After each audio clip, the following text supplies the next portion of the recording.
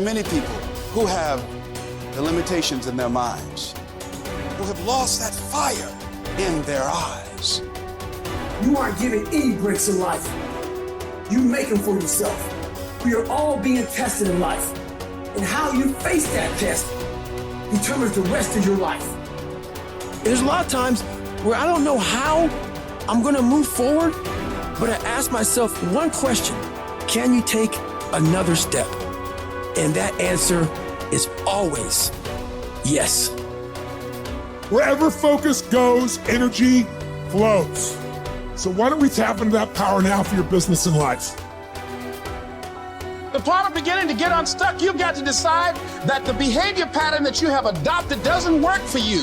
You've got to change your strategies, and changing your strategy means reinventing your life, recreating you, and you have the power to do that. You want to take responsibility for your life. You can decide that you're going to change, that you're not going to be a wimp. I got me here, I can get me out of this, and I'm getting out. It's not easy reaching your dreams. It's not easy to achieve a happy and fulfilled life. It's not easy getting up every day, fighting, going through the daily struggles, getting rejected constantly, getting laughed at all the time, going through trials and tribulations, facing the pain of defeat over and over again. It is not easy, but if you do it, it is worth it.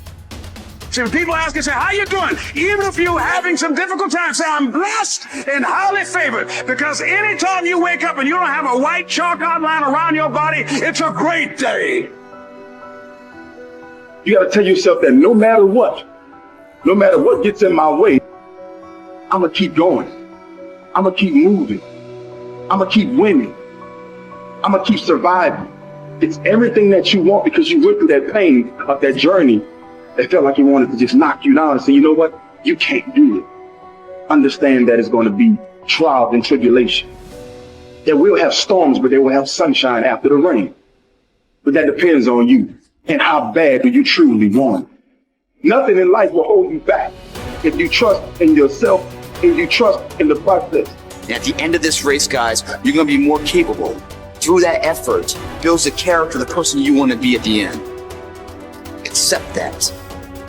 And so I say to you, it's possible you can live your dream. If it's becoming a diamond, if it's having more, it's achieving more, it's possible you can live your dream. It's necessary that you have a plan of action, that you're resilient, that you stick to, that you have the vision and never give it up, that you become creative and relentless and keep on coming back again and again and again, and that it's you got to take personal responsibility to make it happen. And when life knocks you down, jump back up and say, it's not over until I win.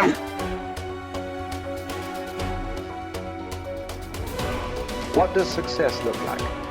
What does it take? A human being has come with such open sense of possibilities. Those who are committed to being successful with whatever they're doing, one important aspect of their life that is what gets you across so many lines in our life, so many barriers in our life. This happened in your school, maybe later in your university, later in your work. It's happening to people, maybe not everyone, but to a whole lot of people. Their commitment to success is weak. They want to succeed. They will take 3 steps, then something little interesting happens here. They will go away here, they will go away there, they will go away there. Hey, I want to live. Their commitment to success is weak. Either situations around them in some way, situations can impede you from doing what you're doing very easily. Many times it happens to everyone. But when this happens, people weaken their commitment for their success. Maybe physically they'll feel a little weak. They will weaken their commitment to success. Maybe their emotions slosh around a little bit. They will weaken their commitment to success. So our commitment to success should not weaken because there is social drama going on, or physiological drama, or psychological drama. Whatever happens, your commitment to success should not weaken. That is what gets you across so many lines in our life, so many barriers in our life. So what does success look like? What does it take? Those who have been very successful, either in music, sport, art, business, spiritual process, doesn't matter what. Those people never know when they ate, when they slept, when they got afternoon rest. I have not seen such a thing in my life. So those who are committed to being successful with whatever they're doing, one important aspect of their life is they're not settling down where it's very comfortable. Because comfort will happen when they lower you to a very, very comfortable. Have you seen how comfortable they are? Once they're dead, if you throw them there also, they're comfortable. If you lower them, they're comfortable. Right now, it's about ensuring that there is profoundness of experience and there is impactfulness of activity. Because if they had given you a limitless amount of time, you could do all those things, nothing wrong. I'm not against it. But they gave you such a little time with such tremendous potential of being human. That's the problem. If creation had made you like an earthworm, I'm not saying there's anything wrong with it. It is just that it's a unipolar potential. It can only do that much. An earthworm is not thinking of climbing a tree because it knows it'll be picked up by the birds. It never has such aspirations. It just wants to recycle the earth. You know, it is beneficial to so many other lives, including us, but its objective is very clear: to eat and to reproduce and to die. Very clear objective. That purpose to fulfill, he strives. I don't think he sleeps in the afternoon. I don't think so, because many afternoons I've seen earthworms. They were all vigorously active, but a human being came with too many potentials.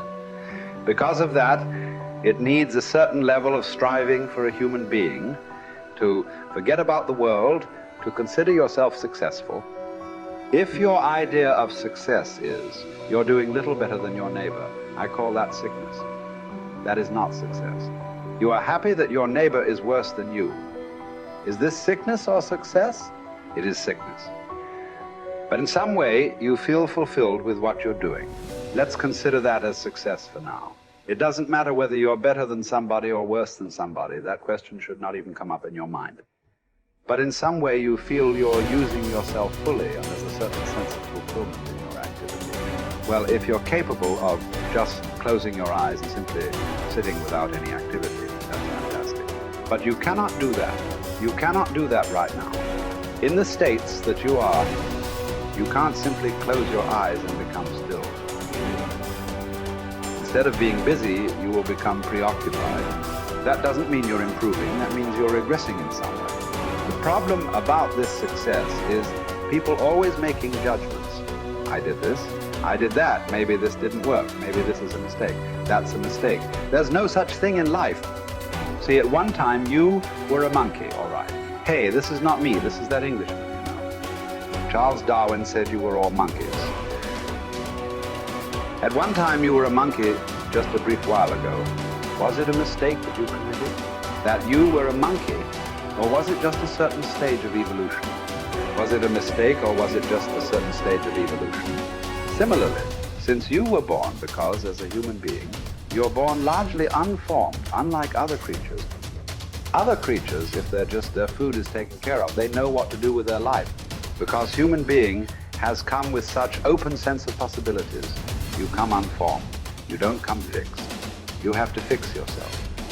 Different people throw different types of balls at you. From all over, your parents, your teachers, the school, the neighbors, and society and the world throws all kinds of things at you.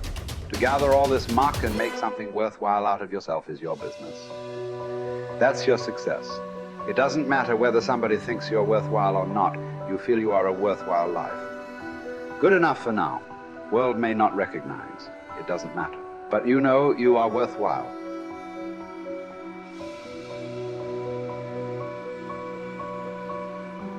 It's hard to say what the soul means metaphysically because, say beyond the confines of a single human being, we do have this sense that the soul can expand itself into something that's greater than it has been. It has this capacity for growth.